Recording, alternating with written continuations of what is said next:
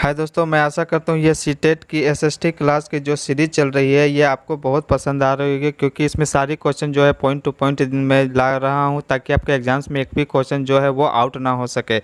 तो आप इसी तरह अपना प्यार बनाए रखिए। चलिए आज की क्लास में देख लेते हैं कि आज का देखिए, क्लास स्टार्ट करने से पहले मैं आपके लिए एक सवाल यहाँ पर लेके आ रहा हूँ। आपको इसका जवाब जो है आपको कमेंट बॉक्स में देना है। आज का सवाल है कि बनारस हिंदू यूनिवर्सिटी जो है बी एच यू का स्थापना कब हुआ था। बी एच यू जो है बनारस हिंदू यूनिवर्सिटी का स्थापना कब हुआ था। इसका आंसर जो है आपको कमेंट बॉक्स में सभी को देना है। जिसका भी आंसर सबसे पहले आएगा, जवाब सबसे पहले आएगा, उसका मैं कमेंट जो है पिन कर दूंगा। ठीक है, आप इसका आंसर ज़रूर से ज़रूर अपने कमेंट बॉक्स में दीजिएगा। चलिए क्लास को स्टार्ट करते हैं। आज का पहला सवाल आप यहाँ देख पा रहे होंगे, चोल का सबसे शक्तिशाली राजा कौन था। चोल का सबसे शक्तिशाली राजा जो है वो था राज राजा प्रथम। कौन था? राज राजा प्रथम। ये जो है वो चोल का सबसे शक्तिशाली राजा था। ठीक है, इसी में अब इससे रिलेटेड जो भी क्वेश्चन बनते हैं मैं उसका यहाँ पर डिस्कशन कर देता हूँ। देखिए यहाँ पर जो तंजावुर का जो मंदिर है, बहुत फेमस मंदिर तंजावुर मंदिर जो है वो भी किसने बनाया था? राज राजा ने ही बनाया था। क्या कौन सा मंदिर? तंजावुर का मंदिर जो है वो किसने बनाया था? राज राजा प्रथम ने ही बनाया था। और उसके साथ कौन थे जिन्होंने इनका मदद की थी? वो है राजेंद्र प्रथम।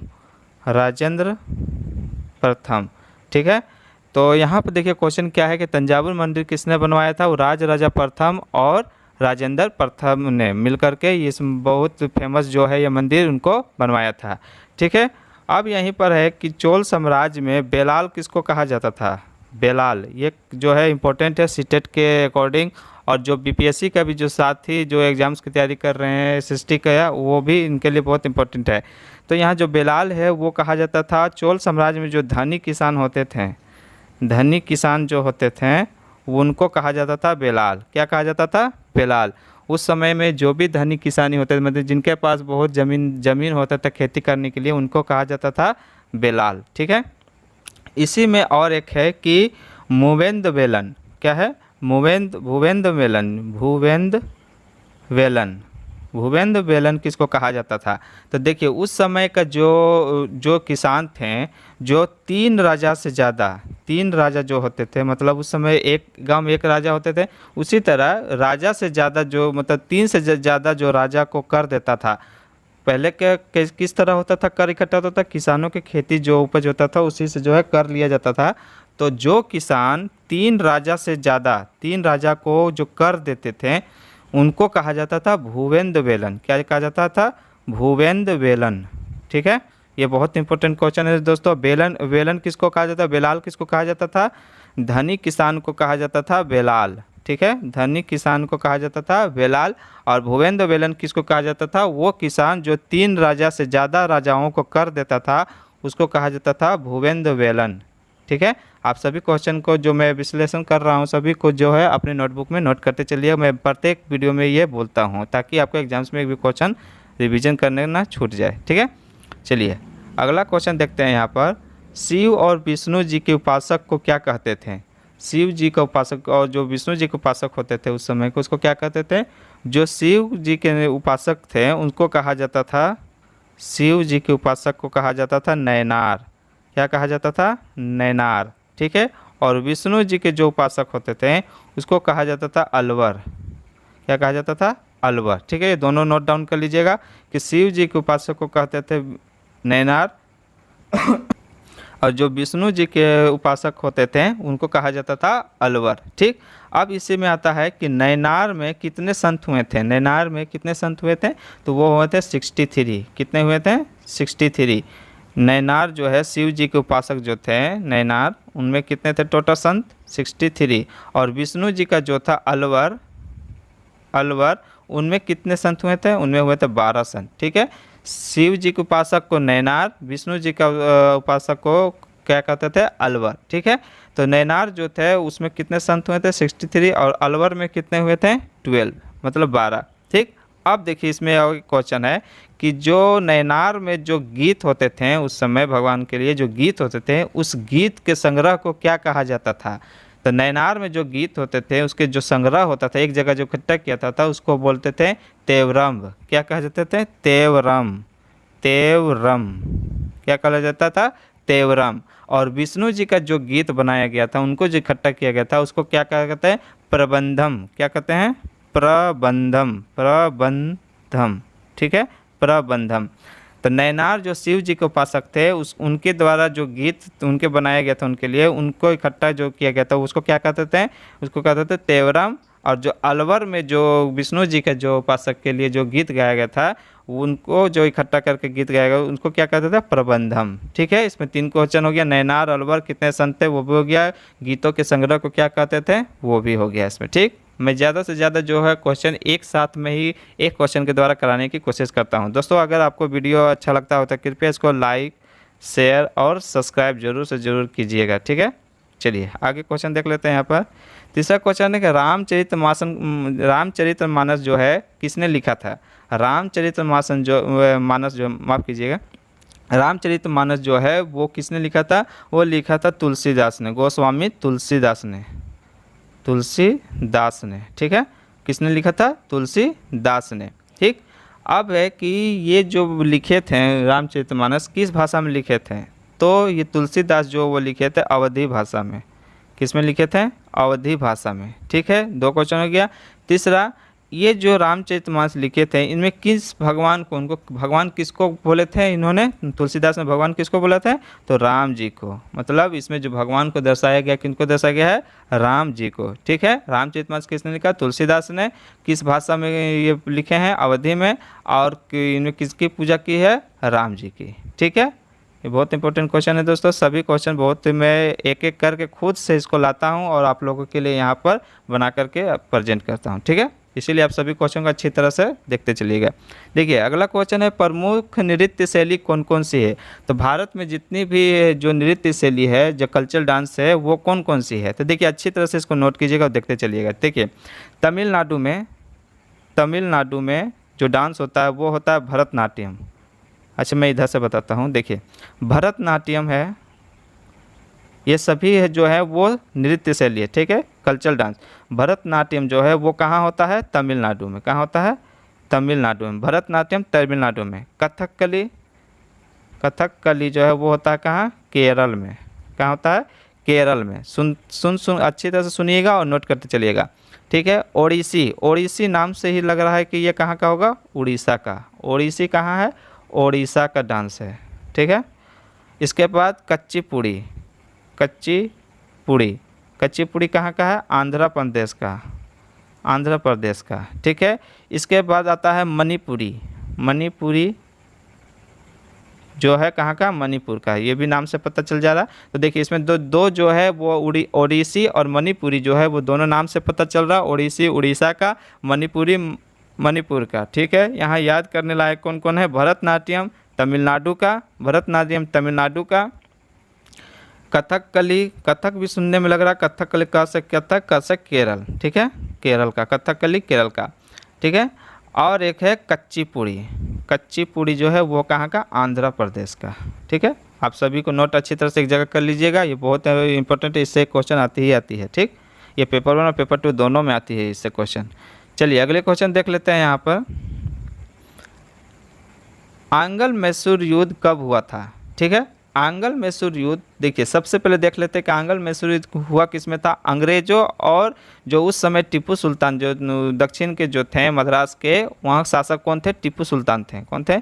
टिप्पू सुल्तान थे। और अंग्रेज में जो है युद्ध शुरू हो गया था दक्षिण भारत में। ठीक है, तो वही यहाँ पर पूछ रहा है कि आंगल मैसूर युद्ध जो है किनके बीच हुआ था? देखिए आंगल मैसूर युद्ध सबसे पहले जो है 4 बार हुआ था। कितने बार हुआ था आंगल मैसूर युद्ध? 4 बार। ठीक है, चलिए शुरुआत करते हैं पहला से। आंगल मैसूर युद्ध जो पहला जो हुआ था वो हुआ था सन 1767 में, 1767 में पहला युद्ध हुआ था, ये आंगल मैसूर युद्ध। ठीक है, इसको क्या कहते हैं? आंगल मैसूर युद्ध। ठीक, इस युद्ध को किस संधि के द्वारा शांत किया गया था? मतलब रोका किस संधि के गया था? तो ये किया गया था मद्रास संधि।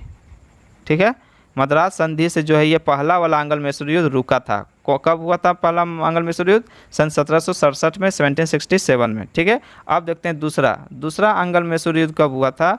वह हुआ था 1780 में। ठीक, 1700 में द्वितीय आंग्ल मैसूर युद्ध कब हुआ था? 1780 में। ये किस संधि के द्वारा रुका था? तो ये रुका था मंगलौर की संधि से।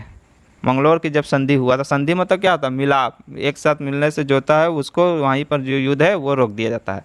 तो कौन सेकेंड वाला कौन संधि से हुआ था? मंगलौर की संधि से। चलिए तीसरा देख लेते हैं। तृतीय आंग्ल मैसूर युद्ध जो हुआ था वो हुआ था सन 1790 में। कब हुआ था? सन 1790 में। ठीक है, ये तृतीय आंग्ल मैसूर युद्ध हुआ था 1790 में।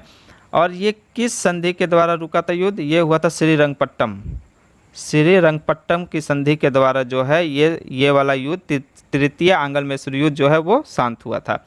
अब देखिए चौथा हुआ था सन 1799 में। ठीक है, यहाँ पर संधि एक नहीं हुई, क्यों? क्योंकि इसी युद्ध में जो है इसमें क्या हुआ? टीपू सुल्तान जो था उसमें मारा गया। इसमें टीपू सुल्तान जो है इसमें मारा गया। ठीक, 1799 में ही ये क्वेश्चन आता है कि टीपू सुल्तान किस युद्ध में मारा गया?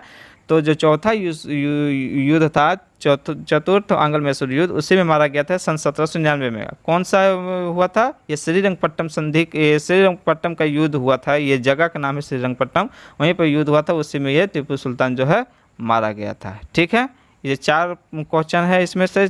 कब कब हुआ था, कौन से संधि हुआ था, किसमें टीपू सुल्तान मरा था, ये सभी इसमें जो है मैंने मेंशन कर दिया है। ठीक है, आप सभी क्वेश्चन को अच्छी तरह से नोट कीजिएगा। चलिए अगला क्वेश्चन देखते हैं। क्वेश्चन नंबर 6 है, भारत के नील की खेती क्यों शुरू की? मतलब भारत में जो है नील की खेती क्यों शुरू किया गया उस समय? आपको पता होना चाहिए नील की खेती जहाँ भी जिस फील्ड में होता था वो फील्ड क्या हो जाता था? अनफर्टिलाइज हो जाता था, मतलब वहाँ का भूमि जो है वह बंजर हो जाता था।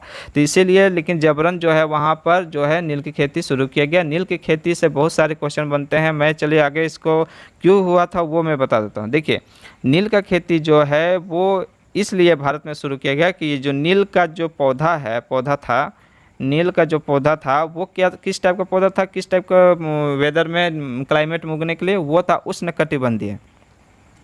उष्णकटिबंधीय एटमॉस्फेयर में ये अच्छी तरह से ग्रो होता था। तो भारत का जो जलवायु है वो भी क्या है? उष्णकटिबंधीय ही है, उष्णकटिबंधीय। इसीलिए यहाँ पर जो खेती हुआ था नील का, उसका उपजाऊ जो उसका प्रोडक्ट जो हुआ था वो बहुत ही अच्छी किस्म का हुआ था। इसीलिए यहाँ पर जो है जबरन जो है यहाँ पर क्या हुआ? रैयतवाड़ी की व्यवस्था के तहत इसमें ज़बरदस्ती जो है वो यहाँ पर खेती शुरू किया गया। किसान का ना चाहते हुए भी यहाँ पर जो है खेती कराने लगे। अब है यहाँ पर जो भी यहाँ पर नील होता था, नील का पौधा होता था, उसको कहाँ कहाँ भेजा जाता था? वो भेजा जाता था इटली, फ्रांस और इंग्लैंड। इस जगह में यहाँ की खेती जो नील होती थी उसको भेजा जाता था, क्योंकि वहाँ पर डिमांड ज़्यादा थी। इससे जो भी प्रोडक्ट बनते थे वो बहुत अच्छे तरह से उसको खिलते थे। इस वजह से यहाँ से जो है उसने यहाँ पर नील की खेती शुरू की। इसी को तिनकठिया भी बोला जाता है। नील की खेती को ही रोकने के लिए आपको पता होना चाहिए कि चंपारण का जो हुआ था, चंपारण जो है, चंपारण विद्रोह, वो चंपारण जो बुलाया गया था गांधी जी को कब? 1917 में। यही नील की खेती के लिए 1917 में बुलाया गया था यहाँ पर। ठीक है, 1917 में ही। ठीक है, यहाँ से 4 से 5 क्वेश्चन यहाँ भी बना गया कि किस देश में ज़्यादा मांग है? तो इटली, फ्रांस और ब्रिटेन में बहुत ज़्यादा मांग थी। ठीक है, नील की खेती क्यों की शुरू किए गए थे भारत में, वो भी मैंने बता दिया। चलिए अगली क्वेश्चन देख लेते हैं। यहाँ क्वेश्चन नंबर 7 है कि एशियाटिक सोसाइटी की स्थापना किसने की थी? एशियाटिक सोसाइटी की स्थापना जो है वो किया था किसने? विलियम जोन्स ने। ठीक है, एशियाटिक सोसाइटी की स्थापना किसने की था? विलियम जोन्स ने। और इन्होंने एक पत्रिका जारी किया था विलियम जोन्स ने। उस पत्रिका का क्या नाम था? वो पत्रिका था एशियाटिक रिसर्च। क्या नाम था? Asiatic research. ठीक है, तो एशियाटिक सोसाइटी की स्थापना किसने की थी? विलियम जोन्स ने किया था। और इन्होंने एक पत्रिका निकाला था, उस पत्रिका का क्या नाम था? Asiatic research. ठीक है, चलिए अगले क्वेश्चन देख लेते हैं। अगला क्वेश्चन है क्वेश्चन नंबर 8 कि अंग्रेजी शिक्षा अधिनियम जो है वो कब लाया गया था? ठीक, तो देखिए अंग्रेजी शिक्षा अधिनियम जो है भारत में वो लाया गया था 1835 में। किसके द्वारा लाया गया था? मैकाले के द्वारा। किसके द्वारा? मैकाले। इसीलिए बताता है भारत में अंग्रेजी शिक्षा का सूत्रधार कौन था? मैकाले था। और इसको सपोर्ट में कौन आ गए थे? राजा राम। कौन आ गया था? राजा राम। क्योंकि राजा राम जो थे वो पश्चिमी देशों को पढ़ाई से जो है वो ज़्यादा ही इंस्पायर थे, इसलिए वो भी यहाँ चाहते थे कि यहाँ पर जो है इंग्लिश शिक्षा का सूत्रधार हो। इसीलिए यहाँ पर जो है अंग्रेजी शिक्षा अधिनियम जो है वो 1835 में मैकाले के द्वारा लाया गया था। इसके विरोध में कौन थे? इसको विरोध में थे गांधी जी। कौन थे? गांधी जी। क्योंकि गांधी जी को मानना था कि यहाँ का जो किसी भी देश की जो पढ़ाई है उसकी क्षेत्रीय भाषा में होनी चाहिए। तो देखिए क्वेश्चन कितने हो गए। कब हुआ था? 1835 में। किसके लाया था? मैकाले ने था। कौन विरोध लाया था? गांधी जी। सपोर्ट कौन किया? राजा राम मोहन राय ने। ठीक है। अब देखिए इसी में क्वेश्चन और है कि मैकाले भारत को क्या कहता था? तो मैकाले जो भारत को कहता था असभ्य देश। क्या बोलता था? असभ्य देश बोलता था कि भारत एक असभ्य देश है। ये किसने बोला था? मैकाले ने। ठीक है, ये क्वेश्चन इंपॉर्टेंट है कि असभ्य देश भारत को किसने कहा था? मैकाले ने। ठीक, चलिए 5 से 6 क्वेश्चन इसमें भी बन गया। अगला क्वेश्चन है यहाँ पर आप देख पा रहे होंगे दोस्तों। क्वेश्चन को आगे बढ़ने से पहले मैं कहना चाहता हूँ कि आप लोग प्लीज़ इस चैनल को सपोर्ट कीजिए, ज़्यादा से ज़्यादा क्वेश्चन को और भी मैं अच्छी तरह से इन्हेंस कर पाऊँ, क्वालिटी इन्हेंस कर पाऊँ। और इसीलिए क्या हो कि आप लोग प्लीज़ लाइक कीजिए ताकि ज़्यादा से ज़्यादा लोगों के पास ये वीडियो रीच कर पाए।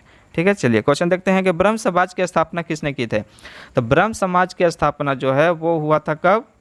1828 में। ठीक है, ब्रह्म समाज की स्थापना हुआ था 1828 में। किसने किया था? राजा राम मोहन राय ने। राजा राम मोहन राय ने किया था। कब किया था? 1828 में किया था ब्रह्म समाज की स्थापना। ठीक है, ये सब बहुत इंपॉर्टेंट क्वेश्चन है सीटेट के रिगार्डिंग। चलिए अगला क्वेश्चन देखते हैं यहाँ पर। गुलामगिरी पुस्तक किसने लिखा था?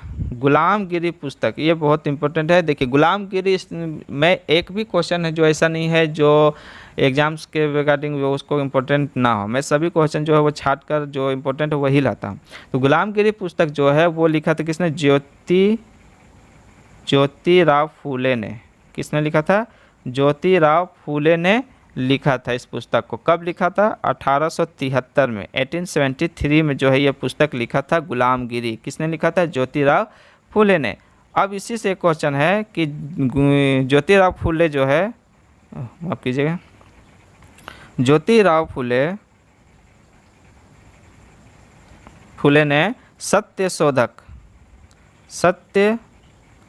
शोधक समाज की स्थापना भी इन्होंने ही किया था।